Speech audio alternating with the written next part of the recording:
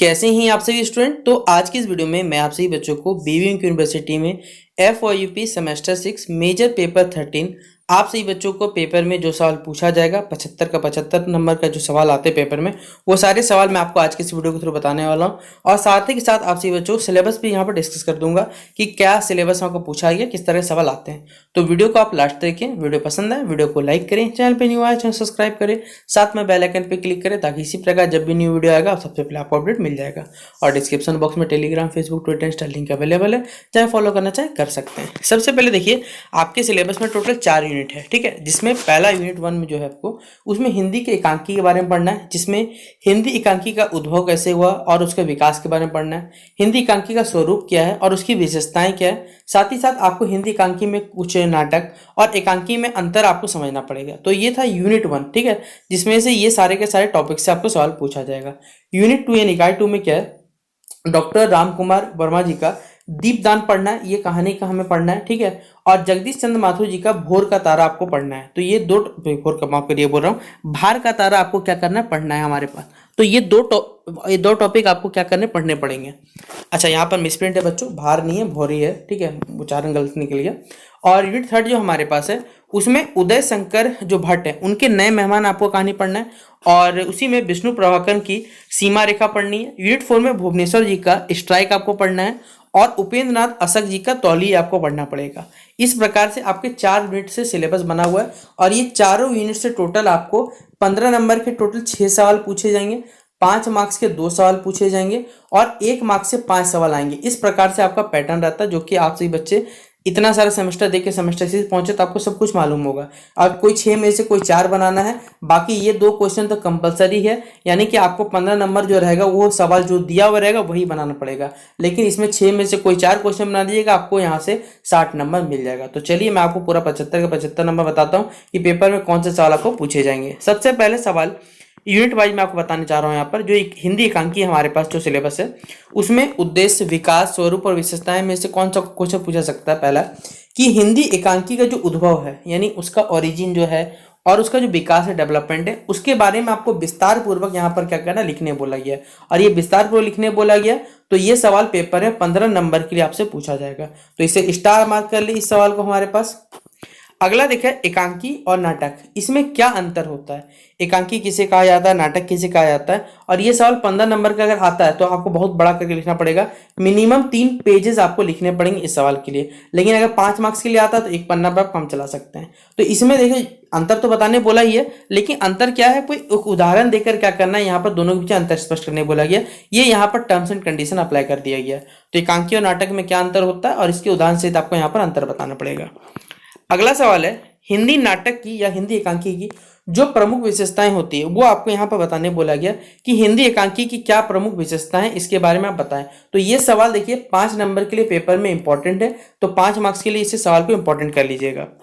अगला सवाल है, हिंदी एकांकी साहित्य के विकास में किस किस लेखक का योगदान रहा है, ये आपको बोला गया। हिंदी एकांकी जो साहित्य है हमारे पास, इसमें कौन कौन से लेखक हैं जिनके योगदान से हिंदी एकांकी साहित्य का विकास हुआ, इसके बारे में आपको बताना पड़ेगा।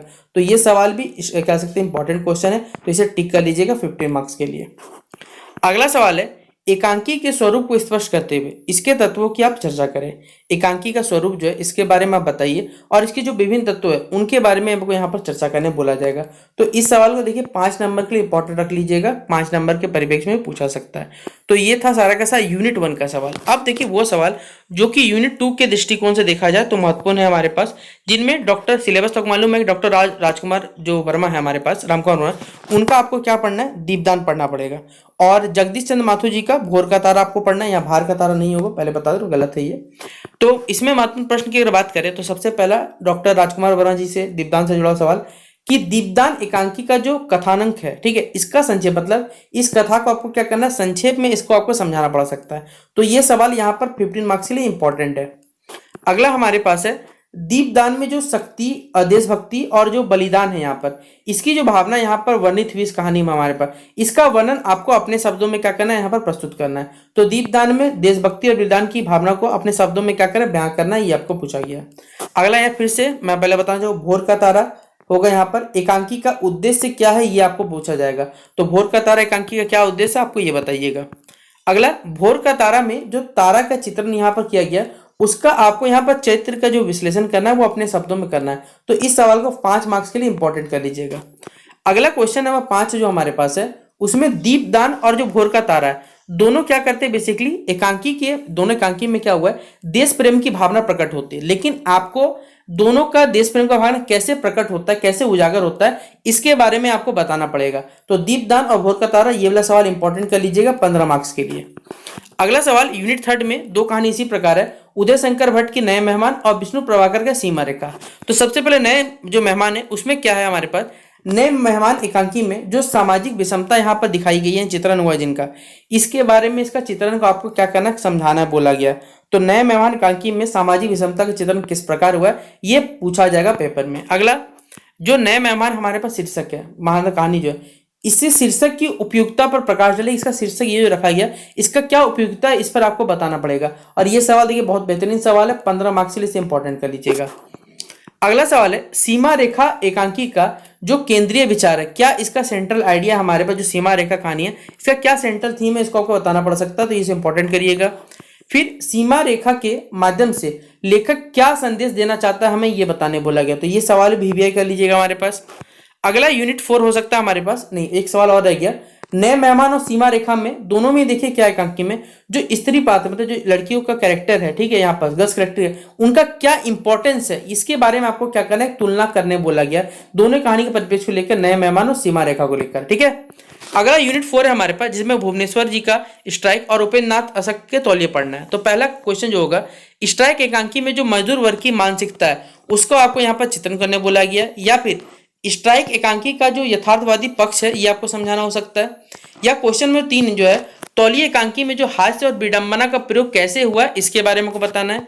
और चौथा नंबर जो क्वेश्चन है, जिसमें उपेंद्र नाथ अशक द्वारा जो लिखित तौलिए के माध्यम से एक सामाजिक जो आलोचना है उसका आलोचना किस प्रकार प्रकट किया वो ये बताना है। और स्ट्राइक और तौलिए दोनों एकांकी में देखिए हमारे पास आम आदमी की समस्याओं का यहाँ पर चित्रण किया गया है। तो कैसे यहाँ पर समस्याओं का चित्रण किया गया, ये सब चीज के बारे में आपको बताना पड़ेगा। तो इस सवाल को भी देखिए इंपॉर्टेंट में रख लीजिएगा। अब ये तो वो सवाल थे जो सारे के सारे आपको यूनिट वाइज सारे के सारे इंपॉर्टेंट क्वेश्चन थे। अब कुछ एक्स्ट्रा सवाल जो चारों यूनिट से पूछे सकते हैं वो डिस्कस करते हैं। इसलिए यहाँ पर आपको एक एक्स्ट्रा क्वेश्चन के रूप में रखिएगा कि हिंदी एकांकी साहित्य के विकास में जो प्रमुख रचनाकारों का योगदान आप बता सकते हैं। एकांकी साहित्य में यथार्थ और आदर्श का जो समन्वय होता है वो कैसे होता है ये पूछा जाएगा। या फिर कुछ एक्स्ट्रा अमाउंट नहीं होगा, ये गलती लिख दिया गया, ठीक है, एक्स्ट्रा क्वेश्चन को अमाउंट लिख दिया है। तो बताइए एकांकी से आप क्या समझते हैं और इसके स्वरूप पर क्या करें, प्रकाश डालें। या फिर स्वायत्तर युग में एकांकी के विकास यात्रा को क्या करना है, आपको स्पष्ट करना है। या क्वेश्चन नंबर 3 है हमारे पास, भोर का तारा जो हमारे पास है यहाँ पर, भोर का तारा इस शीर्षक एकांकी की जो संक्षिप्त कथा वस्तु है उसको क्या करना है, अपने शब्दों में क्या करना है, लिखना है। फिर जो चौथा क्वेश्चन है, नए मेहमान एकांकी की जो समीक्षा है यहाँ पर प्रस्तुत करनी है। या फिर जो सीमा रेखा एकांकी की जो कला और जो उसकी भावना प्रदर्शित की गई वो आपको यहाँ बताना है। फिर अगला क्वेश्चन है, भुवनेश्वर की एकांकी स्ट्राइक की आपको यहाँ पर समीक्षा करनी है। फिर है अगला क्वेश्चन, जगदीश चंद्र माथुर जी का एकांकीकार के रूप में जो परिचय दिया गया वो आपको यहाँ समझाना पड़ेगा। फिर अगला क्वेश्चन है, राजकुमार वर्मा जी का जो साहित्यिक परिचय उसके बारे में आपको बताना है। फिर भुवनेश्वर जी का आपको जीवन परिचय देते हुए एकांकी लेखक के रूप में उनके महत्व जो है उसको आपको रेखांकित करना, ये भी बोला गया है। और इस प्रकार आपसी बच्चों का मेजर पेपर 13 का जितना भी इंपॉर्टेंट क्वेश्चन था, सिलेबस था, वो सब हमने आपको डिस्कस कर दिया। तो आप सभी बच्चे अगर इन सारे सवालों को पढ़ के चले जाते हैं तो आपका 75 में 75 आप सभी बच्चे ला सकते हैं आराम से। तो शेयर कर दे इस वीडियो को अपने सभी दोस्तों के साथ। उम्मीद करूंगा वीडियो पसंद आया तो लाइक भी जरूर कर दीजिएगा। बाकी बेस्ट फिजिक्स एग्जामिनेशन के लिए मिलते हैं इस वीडियो पे, तब तक के लिए जय हिंद और जय भारत।